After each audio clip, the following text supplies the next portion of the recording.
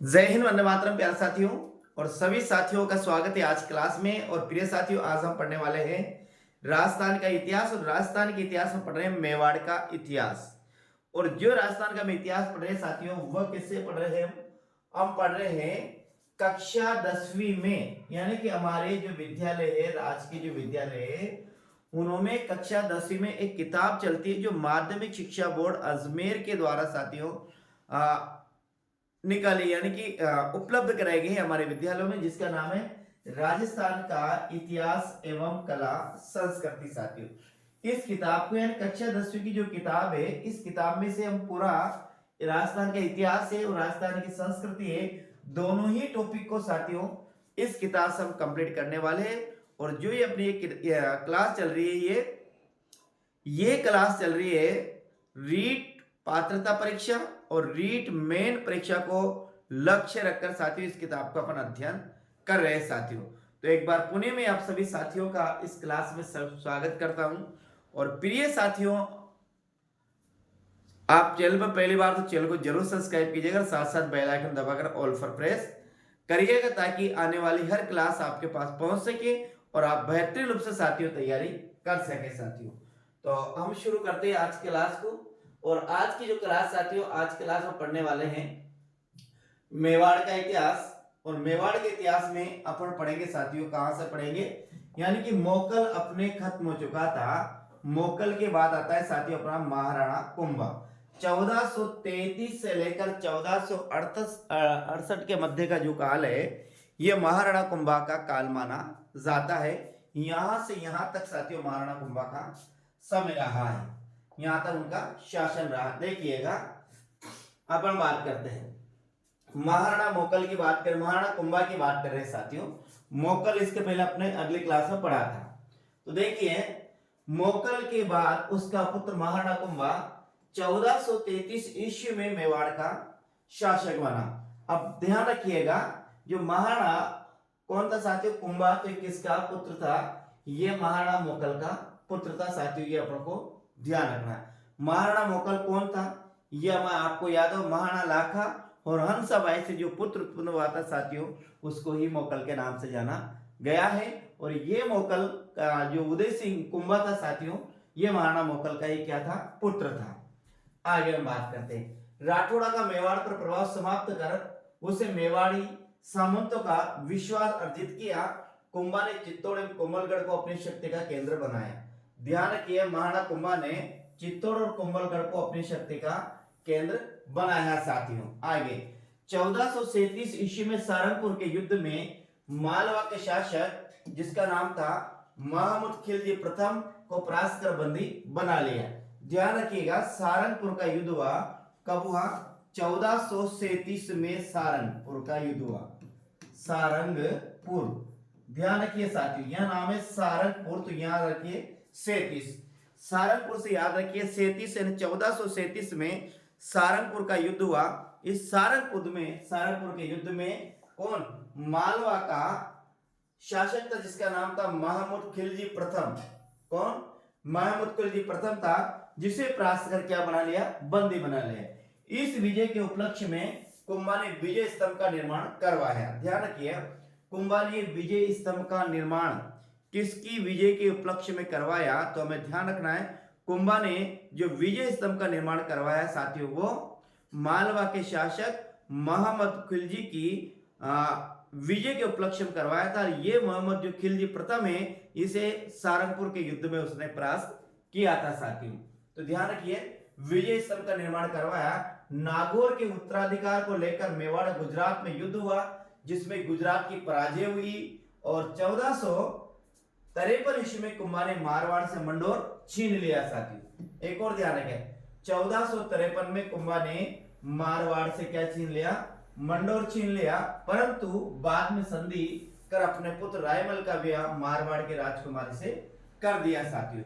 यहां पर कुंभा का इस किताब में यदि हम आगे और भी है, इसका पुत्र का नाम था साथियों रायमल। कुंभा के पुत्र का नाम क्या है? रायमल।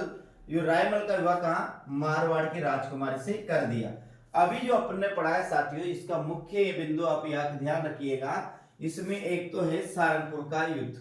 कौन सा युद्ध याद रखना आप लोग को? सारंगपुर का युद्ध याद रखना है साथियों। कौन सा युद्ध याद रखना? सारंगपुर का युद्ध याद रखना। सारंगपुर का युद्ध है जो हुआ 1437 में हुआ। किस किस के? महाराणा कुंभा वर्सेस साथियों वर्सेस महमूद खिलजी प्रथम, महमूद खिलजी प्रथम के मध्य हुआ, जिसमें महाराणा कुंभा की क्या हुई? विजय हुई। और जो कौन था? महमूद खिलजी प्रथम था, उसको क्या हुआ साथियों? ये पराजित हुआ। और इसके पराजय के उपलक्ष्य में ही महाराणा कुंभा ने चित्तौड़ में विजय स्तंभ का निर्माण करवाया। ये अपन को ध्यान में रखना है साथियों। आगे हम बात करते हैं। 1456 में मालवा के महमूद खिलजी प्रथम गुजरात के कुतुबुद्दीन के बीच चांपानेर की संधि हुई। अब देखिए यहाँ एक और प्रश्न आता है, चांपानेर की संधि।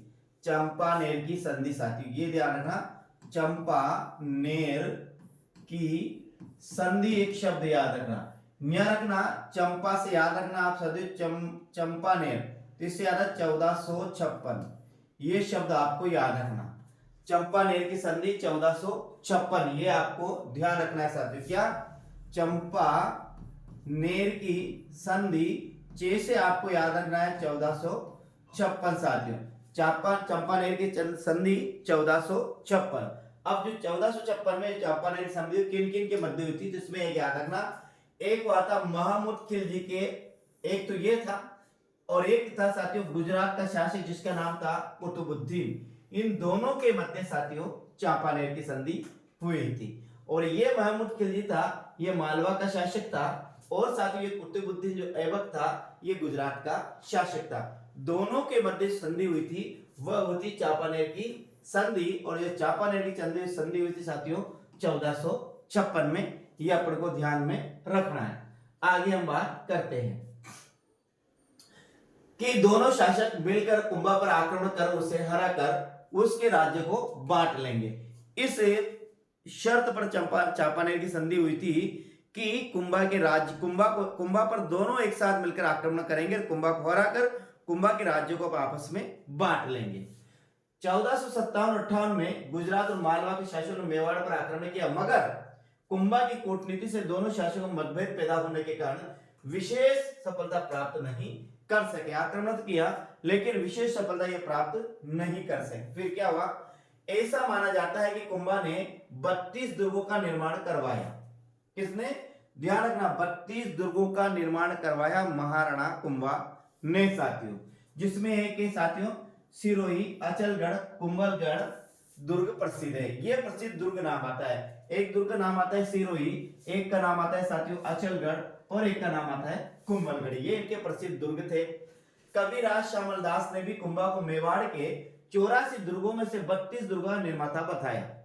कविराज श्यामल दास जिसके साथ जिन्होंने वीर विनोद की रचना की साथियों, तो कविराज श्यामल दास ने जब वीर विनोद की रचना की तो उन्होंने अपनी रचना वीर विनोद में यह बताया कि मेवाड़ में 84 दुर्ग है, उन 84 दुर्गों में से 32 दुर्गों के निर्माता कौन है? महाराणा कुंभा है। यह अपन को ध्यान में रखना है।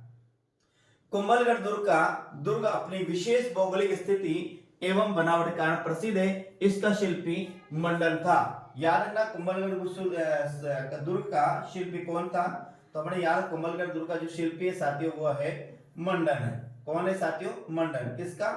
कुंभलगढ़ दुर्ग का जो शिल्पी है वो है मंडन है साथियों। यानी कुंभलगढ़ दुर्ग का जो निर्माण करवाया था वो मंडन ने ही करवाया, मंडन ने ही किया था। आगे कुंभा ने चित्तौड़गढ़ में कुंभ श्याम तथा श्रृंगार चवरी मंदिर का, एक लिंग का विष्णु मंदिर एवं रणकपुर के मंदिर बनवाए जो अपनी विशालता एवं तक्षण कला के कारण प्रसिद्ध है।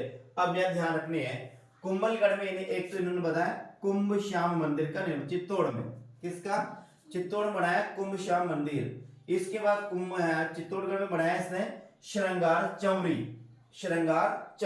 और कहा जाता है साथियों ये श्रृंगार जो चवरी है यहीं पर कुंभा की जो पुत्री है जिसका नाम था साथियों रमाबाई, जिसके लिए वागेश्वरी शब्द का प्रयोग किया जाता है, तो इसी श्रृंगार चवरी में कुंभा ने अपनी पुत्री रमाबाई का विवाह किया था। ये भी इससे एक और आता है एक लिंग जी का विष्णु मंदिर। एक और ध्यान रखना, एक लिंग जी का विष्णु मंदिर का निर्माण भी साथियों कुंभा ने ही निर्माण करवाया था। और रणकपुर के जो मंदिर है, ये रणकपुर के मंदिर भी महाराणा कुंभा ने ही इनका निर्माण करवाया था साथियों। इसमें यहाँ पर इस किताब में ऐसा दे रखा है। और इसकी विशालता ये किस में है, एक और ध्यान रखना चाहिए, सभी मंदिर है ये है तक्षण कला के मंदिर है, ये भी आपको ध्यान रखना है। कौन?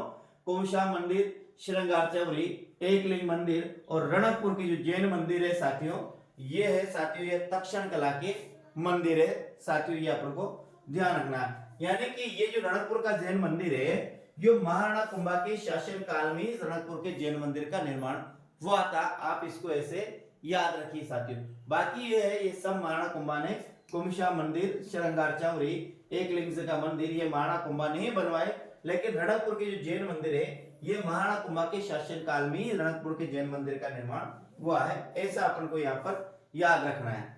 आगे बात करता है, कुंभा एक विद्वान विद्या अनुरागी शासक था, ये भी आपको ध्यान रखना है। कुंभा एक विद्वान एवं विद्या अनुरागी शासक था। कान्हा व्यास द्वारा रचित एकलिंग महात्म्य से ज्ञात होता है कि वह वेद, संस्कृति, मीमांसा, उपनिषद, व्याकरण एवं राजनीति में रुचि रखता था साथियों।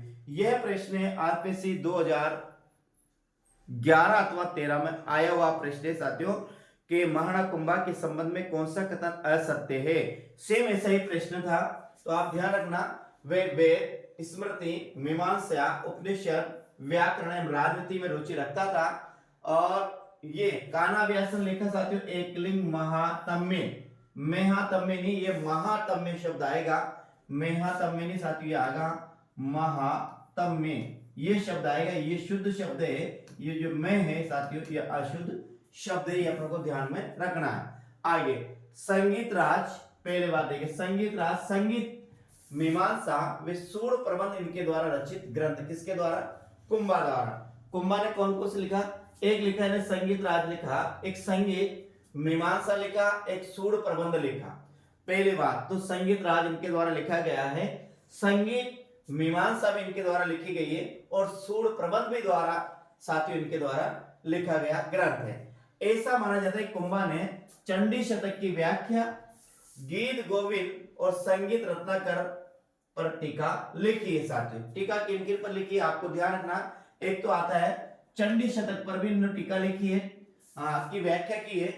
गीत गोविंद जो जयदेव का गीत गोविंद है साथियों, इन पर भी इन्होंने क्या लिखी? टीका लिखी है। और एक संगीत रत्नाकर पर भी इन्होंने क्या लिखी है? टीका लिखी। किसने? महाराणा कुंभा ने। इस काल में कवियत्री और महेश ने कीर्ति स्तंभ प्रस्तुति की रचना की साथियों। किसने? कवियत्री, याद रखना, कवियत्री और महेश दोनों ने ही साथियों नाम आता है दुनिया, कीर्ति स्तंभ प्रस्तुति की रचना की। तत्कालीन साहित्य ग्रंथों और प्रस्तुतियों में महाराणा कुंभा को क्या क्या एक ध्यान रखना, एक तो महाराजाधिराज, राव राय, दान गुरु, राजगुरु, परम गुरु, हाल गुरु, अभिनव भट्टाचार्य, हिंदू सुल्तान आदि विरुद्धों से विभूषित किया गया है। यानी आदि नामों से साथियों इनको जाना जाता है। किसको? महाराणा कुंभा को ध्यान रखना, किन किन नामों से? देखिए यहाँ पर जो नाम दे रखा है, पहला इनको महाराजाधिराज नाम से इनको जाना जाता है। राय गुरु भी साथियों इनको राव राय भी महाराणा कुंभा को कहा जाता है। दान गुरु भी इनको कहा जाता है। राजगुरु, परम गुरु, हाल गुरु, अभिनव भट्टाचार्य और हिंदू सुल्तान आदि विरोधों से साथियों इन्हें विभूषित किया गया। कुंभा निसंदेह प्रतापी शासक था, किंतु इनका अंतिम समय कष्ट में रहा। किसका? महाराणा कुंभा एक प्रतापी शासक था, लेकिन इनका जो अंतिम समय रहा वो कैसा रहा? कष्ट में रहा। अपने जीवन के अंतिम काल में कुंभा को उन्माद हो गया था। उन्माद का मतलब है साथियों विक्षिप्त अवस्था, विक्षिप्त अवस्था का मतलब है पागलपन साथियों। कुंभा उन्माद, उन्माद का मतलब पागल, यानी कि पागलपन हो गया था। और उनके पुत्र उधा ने 1468 में उनकी हत्या कर दी साथियों। ध्यान रखना, जो कुंभा की हत्या की वह उनके ही पुत्र द्वारा की गई, जिनका नाम था साथियों क्या था? उदा। कुंभा के पुत्र का नाम था उदा। तो कहा जाता है कि ये कुंभलगढ़ की छत पर बैठे हुए थे, कौन? महाराणा कुंभा, और उनके पुत्र ने ही वहां से उनको धक्का दे दिया और गिरने से महाराणा कुंभा की मृत्यु हो जाती है और ये मृत्यु का कारण है स्वयं उनका पुत्र जिसका नाम है उदा साथियों। उदा नहीं कुंभा को मारा, तो ये आपको याद रखना। अगला जो साथियों अपना आता है ये आता है महाराणा सांगा। महाराणा सांगा के समय इसमें 1509 से लेकर साथियों 1528 ईस्वी का जो समय है ये महाराणा सांगा का समय है। सांगा को साथियों इतिहास में संग्राम सिंह के नाम से जाना जाता है। उनके 3 भाई थे, एक पृथ्वीराज, एक जयमल और एक का नाम था साथियों राज सिंह। ये 4 भाई थे। कुल कितने भाई थे? 4 भाई। कौन? महाराणा सांगा। एक का नाम था साथियों पृथ्वीराज, एक का नाम था जयमल और एक का नाम था राय सिंह। चारों ही स्वयं को अपने पिता का उत्तराधिकारी मानते थे। ये चारों ही भाई थे। अपने पिता की मृत्यु के बाद ये चारों क्या मानते थे कि हम चारों में से यानी कोई भी साथियों एक दूसरे को राज्य देने की इच्छा नहीं थी। चारों ही मानते थे कि मैं राजा बनूं साथियों। इस कारण उनमें संघर्ष होना स्वाभाविक था, पर इस संघर्ष में अनंत सांगा विजय रहा और मेवाड़ का शासक बना। ठीक, चारों भाई में क्या हुआ? कलह उत्पन्न हुआ, चारों भाई में संघर्ष हुआ। किसके? उत्तराधिकार के संबंध में, राज्य के संबंध में कि राजा कौन बने। लेकिन अनंत जो विजय हुई वो महाराणा सांगा की विजय हुई, संग्राम सिंह की विजय, वह शासक बना। इतिहास में हिंदू पत के नाम से प्रसिद्ध महाराणा सांगा 1409 ईस्वी में मेवाड़ का शासक बना। अब देखिए ये हिंदू पत किसे साथियों ध्यान रखना, हिंदू पत जो शब्द आता है ये महाराणा सांगा के लिए आता है। एक आता है हिंदू सुल्तान। क्या आता है साथियों? हिंदू सुल्तान जो शब्द आता है ये आता है साथियों महाराणा कुंभा के लिए। साथियों ध्यान रखना, तो हिंदू पत्तो कहा जाता है सांगा को और हिंदू सुल्तान कहा जाता है साथियों कुंभा को। ये दोनों आपको याद रखना है। तो महाराणा सांगा का जो राज्याभिषेक हुआ 1509 साथियों, ये आपको ध्यान में रखना है। उत्तराधिकार संघर्ष छिड़ा। देखिए मेवाड़ का शासक बना। इस समय मालवा पर सुल्तान नासिरुद्दीन शासक कर रहा था। अब देखिए मालवा का जो शासक था वो तो था साथियों सुल्तान नासिरुद्दीन। महाराणा जैसे शासक बना, महाराणा सांगा जैसे शासक बना तो बना उस समय मालवा पर जो शासक था, मालवा का जो शासक था उसका नाम था नासिरुद्दीन। 1100 ईस्वी में 1511 ईस्वी में सुल्तान की मृत्यु हो जाती है और इसके बाद उत्तराधिकार का संघर्ष छिड़ गया, जिसमें एक राजपूत सरदार मेदिन राय के सहयोग से महमूद खिलजी द्वितीय को सफलता मिली है साथियों। अब देखिए 1509 में तो जो शासक था मालवा का वो शासक था नासिरुद्दीन, लेकिन नासिरुद्दीन की मृत्यु हो जाती है और 1511 में फिर यहाँ का जो संघर्ष होता है मालवा की गद्दी के लिए, जिसमें एक राजपूत राजा था जिसका नाम था मेदिन राय। क्या था? मेदिन राय के सहयोग से महमूद खिलजी, ये जो महमूद खिलजी द्वितीय है इसको सफलता प्राप्त होती है। कहां का? मालवा का शासक बनने के लिए साथियों। इस सफलता से मेदिन राय का कद बहुत बढ़ गया तथा अब वह एक तरह से मालवा का अप्रत्यक्ष शासक बन गया। अनंत मालवा के अमीरों ने गुजरात की सहायता से मेदिन राय को इस स्थिति से हटा दिया साथियों। देखिए हटा दिया। मेदिन राय राणा सांगा के शरण में चला है। अब देखिए जिस मेदिन राय ने संघर्ष करके मालवा का राजा बनाया था, मालवा का राजा बनाया था महमूद खिलजी द्वितीय को, लेकिन उसी मेदिन राय को फिर मालवा के अमीरों ने वहां से मालवा से हटा दिया। तो फिर क्या होता है? ये जो मेदिन राय है ये महाराणा सांगा की शरण में कहां पर आया? चित्तौड़ चला आया साथियों, जिससे मालवा मेवाड़ में युद्ध हुआ। स्वाभाविक था, यानी कि जिसकी सहायता की थी किसने?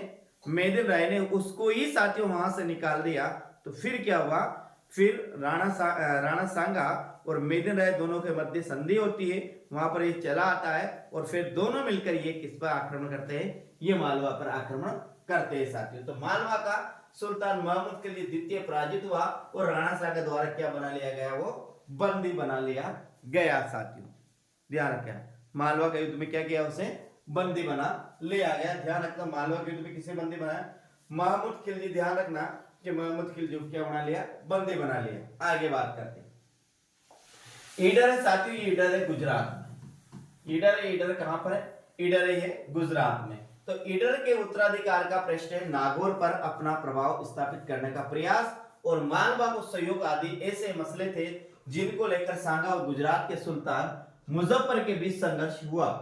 अब देखिए गुजरात का ईडर का जो सुल्तान था वो था साथियों मुजफ्फर। इस मुजफ्फर किस बात के लेकर, ईडर के उत्तराधिकार का प्रश्न, एक तो था ईडर के उत्तराधिकार का प्रश्न था, एक था नागौर पर अपना प्रभाव स्थापित करने का प्रयास और मालवा को सहयोग आदि ऐसे मसले थे जिनको लेकर राणा सांगा और गुजरात के सुल्तान मुजफ्फर के बीच संघर्ष हुआ, पर अंतिम रूप से सफलता किसी पक्ष को नहीं मिली और 1517 ईस्वी में महाराणा सांगा ने खातौली वर्तमान में कोटा जिले में युद्ध में दिल्ली के सुल्तान इब्राहिम लोदी को परास्त किया। साथियों ध्यान रखना, खातौली का युद्ध, क्या,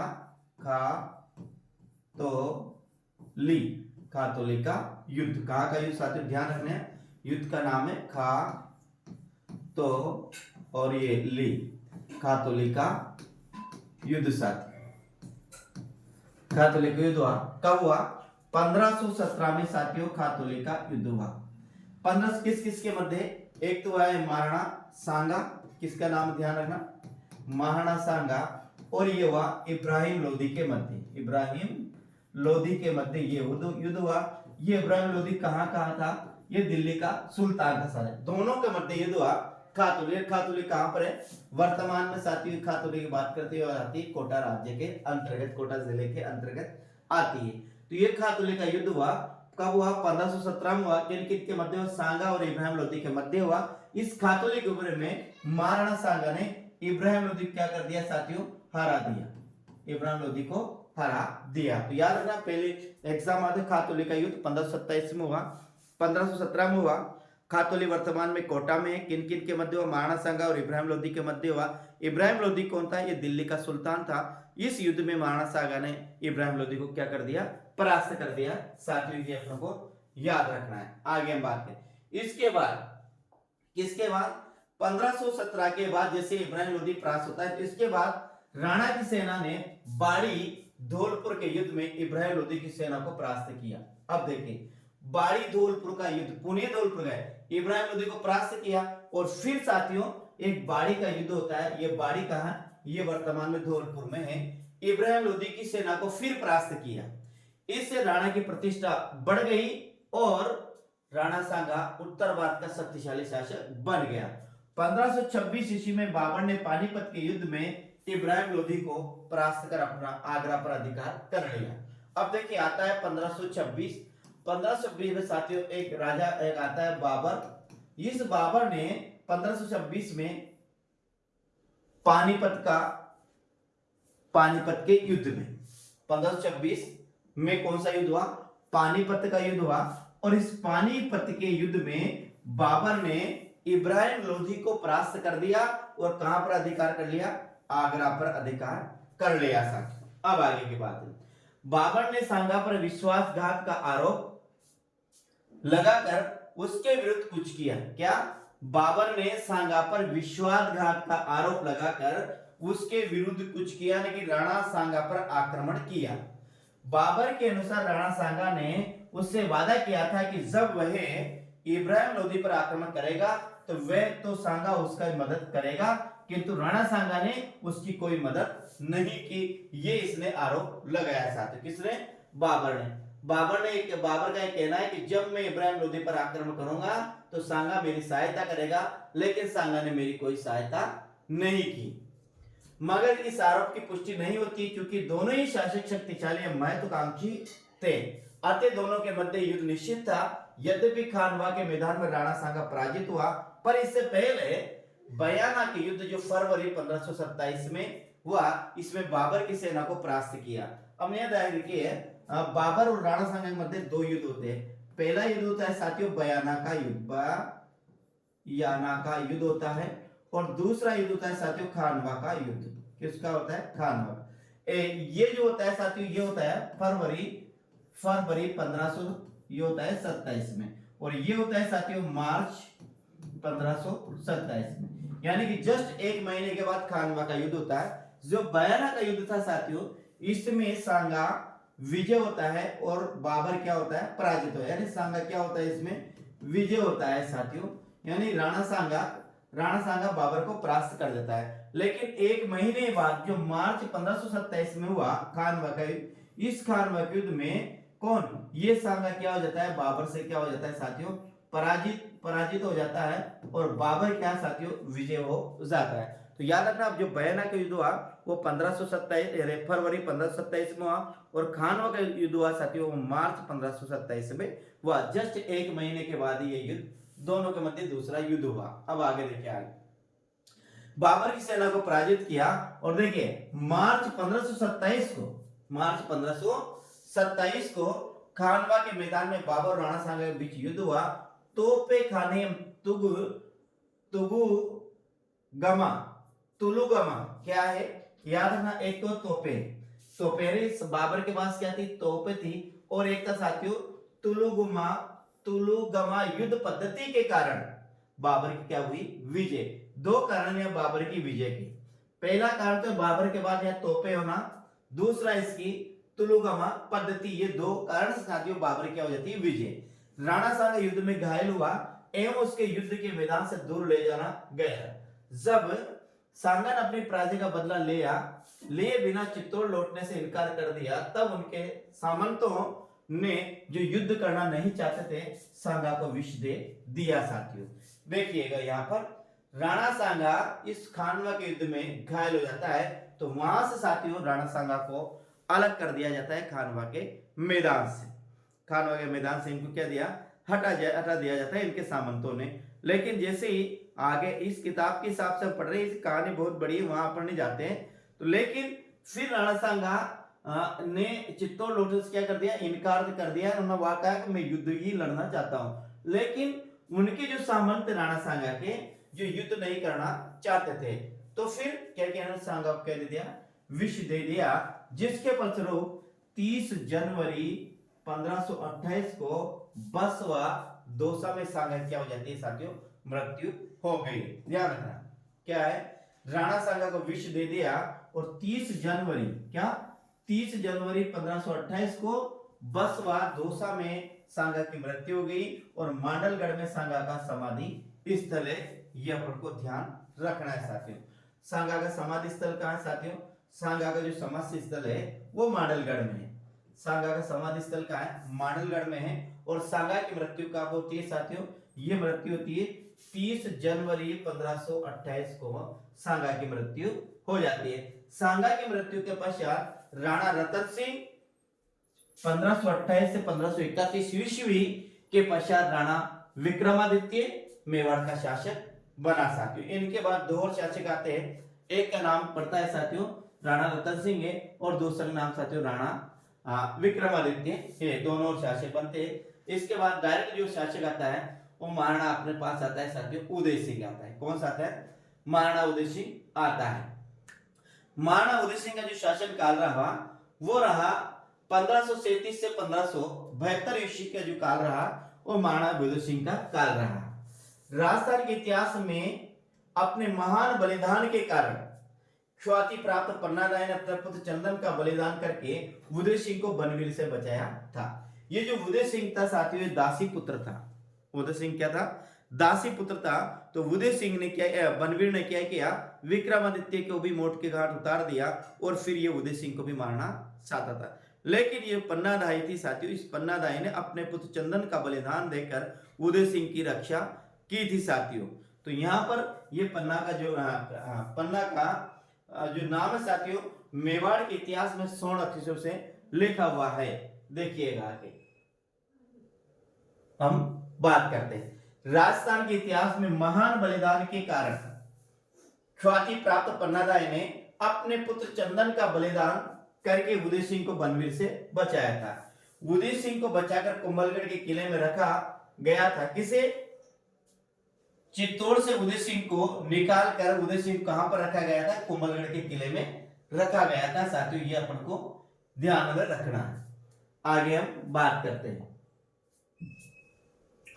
आगे हम बात करते हैं। यहाँ मालदेव के सहयोग से 1537 ईस्वी में उदय सिंह का राज्याभिषेक हुआ। किसके सहयोग से? मालदेव के सहयोग से उदय सिंह का। मालदेव कौन सा? मारवाड़ का जो मालदेव था साथियों, इसी मालदेव के सहयोग से उदय सिंह का राज्याभिषेक होता है और ये होता है साथियों 1527 ईस्वी, 1537 ईस्वी में उदय सिंह का राज्याभिषेक होता है। आगे बात करते हैं, उदय सिंह का राज्याभिषेक होता है साथियों। आगे उदय सिंह ने 1559 में उदयपुर नगर बसाया। क्या? उदयपुर किसको बताया? उदय सिंह ने बसाया। कब बसाया? 1559 में बसाया। उसे अपनी राजधानी बनाया। अब देखिए, उदयपुर को जो राजधानी, उदयपुर को जो बनाया वे उदय सिंह ने बसाया। कब बसाया? 1559 में बसाया। और उदयपुर को जो राजधानी बनाई साथियों, वो किसने बनाई? वो भी उदय सिंह ने ही बनाई। आगे हम बात करते हैं इसका। यहाँ उसने उदयपुर, उदय सागर झील तथा मोती नगरी के सुंदर महलों का निर्माण करवाया। ये भी याद रखना, उदयपुर की जो उदय सागर झील है जिसका निर्माण उदय सिंह ने ही करवाया, और मोती नगरी पर जो महल बने हैं उनका निर्माण भी किसने कराया साथियों? उदय सिंह ने ही करवाया। अक्टूबर 1567 ईस्वी में अकबर ने चित्तौड़ पर आक्रमण किया। अब ध्यान रखना, अक्टूबर 1567 में अकबर ने चित्तौड़ पर आक्रमण किया, जिसे इतिहास में चित्तौड़ का द्वितीय जौहर के नाम से जाना जाता है साथियों। ध्यान रखना, अक्टूबर 1567 में। कब? अक्टूबर 1567 में अकबर ने चित्तौड़ पर आक्रमण किया। अपने सरदारों की सलाह पर उदय सिंह किले की रक्षा का बार जयमल और फत्ता नामक दो अपने सेना नायक को सौंपकर पहाड़ियों में चला गया। अब ध्यान रखिए साथियों, जब चित्तौड़ ने जब अकबर ने चित्तौड़ पर आक्रमण किया तो अक्टूबर 1567 में आक्रमण किया। उस समय जो उदय सिंह था साथियों, ये उदय सिंह तो अपने सामंतों की सलाह से चित्तौड़ को छोड़कर चला जाता है और चित्तौड़ का बाहर अपने दो वीर सामंतों, सेना नायकों पर छोड़कर चला जाता है। वे दो याद रखना, एक का नाम था साथियों जयमल और एक का नाम था फत्ता। एक का नाम था जयमल और एक का नाम था फत्ता। जैसे साथियों 1303 के चित्तौड़ के युद्ध में जब अलाउद्दीन खिलजी ने चित्तौड़ पर आक्रमण किया तो वहां पर जो गोरा बादल का नाम आता है, ऐसे ही साथियों यहाँ पर भी याद रखना, जयमल और फत्ता अपने दो सेना नायकों को सौंपकर पहाड़ियों में चला गया। किले की रक्षा के दौरान जयमल और फत्ता वीर गति को प्राप्त हुए। अकबर ने जयमल फत्ता की वीरता से मुक्त होकर आगरा के किले के बाहर इनकी हाथी पर सवार पत्थर की मूर्तियां लगवाई साथियों। कौन? यानी कि जयमल और फत्ता ने युद्ध को इतनी प्रवीणता के साथ, इतनी कुशलता के साथ, इतनी वीरता के साथ युद्ध किया था साथियों कि उनकी वीरता से मुग्ध होकर अकबर ने अपने आगरा के किले के द्वार पर साथियों इन दोनों की मूर्तियां लगवाई थी साथियों। ये अपन को ध्यान में रखना है। तो ये आज अपन ने पढ़ा साथियों। कल अपन शुरू करेंगे महाराणा प्रताप से साथियों, ठीक है? कैसा लगा क्लास? वैसे अपन जो पढ़ रहे हैं कक्षा 10वीं क्लास, कक्षा 10वीं की किताब पढ़ रहे साथियों, जो अपने स्कूलों में चलती है। अब मुझे आप कमेंट के माध्यम जरूर पता कर जाएगा आपको ये क्लास कैसी लगी। दूसरी बात, चैनल पर पहली बार तो चैनल को जरूर सब्सक्राइब करते हुए जाएगा। तो जय हिंद, वंदे मातरम साथियों। कल फिर मिलते हैं अगले क्लास में। राम राम साथियों।